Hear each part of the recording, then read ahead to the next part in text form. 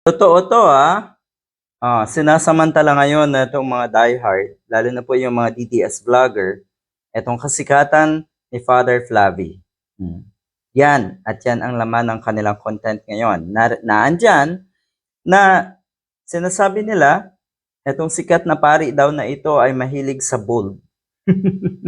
Mahilig sa porn content. Dahil nga doon sa na-discover nila na naka-follow daw itong si Father sa isang Facebook page na merong adult content. Ang lilinis ng mga diehard ngayon. Yan yung totoong nagmamalinis. Kayo yung totoong nagmamalinis. Bakit hindi nyo ikumpara ang pinaggagawa ng puon nyo na si Digong? Bakit hindi nyo tingnan ang kawalang hiyaan ng mga DDS vloggers? Di ba? Away dito, away doon. Bangayan dito, bangayan doon. At etong mga ganitong klaseng etong na-discover nyo tungkol kay Father Flavi, talaga ba? Dahil lang naka-follow? Sasabihin nyo na mahilig sa porn ang isang pare? Tatanungin nyo pa? Yung tila ba magtataka pa kayo? O di ba, madalas ang iniidolo nyo ay yung mga taong gumagawa ng kawalang hiyaan. Yung mga taong, yung mga kriminal, yung mga masasama. Di ba sila ang mga idolo nyo? O bakit ngayon? Kung talagang masama si Father, kung talagang eto'y kademonyuhan, etong ginawang ito ni Father na pag-follow, hindi ba dapat iduluhin nyo rin siya? Dapat idolo nyo rin siya. Kasi una, nagalit kayo kay Father dahil sa kanyang paninindigan, dahil sa kanyang mga isiniwalat, dahil sa kanyang mga punto laban sa mga Duterte. Doon kayo galit sa mga taong akala nyo ay kalaban nyo dahil hindi sang-ayon sa kawalang hiyaan at kademonyuhan ng mga Duterte. Ang lala. Ano nga daw ba ang naging rason kung bakit nakafollow etong si Father Flavi? Ito ay hindi alam ng mga diehard. Hindi nyo talaga iisipin yung ganito.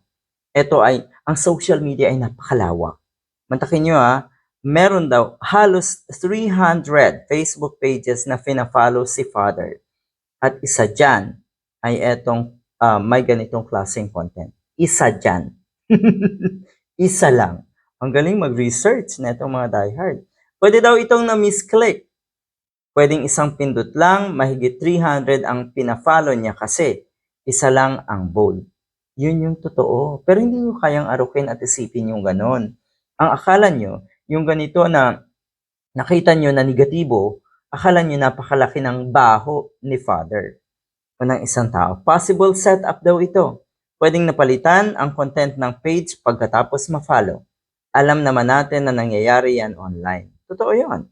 Kahit tayo, kahit sino. Nag-follow ka sa isang page na medyo okay sa una, kalaunan, nagpapalit ng content yung page na yon. Marami rin pong mga pages ngayon na for sale. At marami pang ibang rason. Marami pang anggulo kung bakit nakafollow si Father dito sa page na to. Marami pang valid reason kung bakit nakafollow ang isang katulad ni Father sa page na to. Hindi na natin masyadong babanggitin dahil unang-una, hindi na interesado dito sa ganitong anggulo ng usapin ang mga diehard. Ngayon, tinuldukan na nila na si Father ay isang manyak.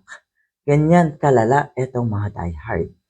Talaga, hindi nyo naisip yung mga sarili nyo? Hindi nyo naisip yung mga iniidolo nyo? Yak.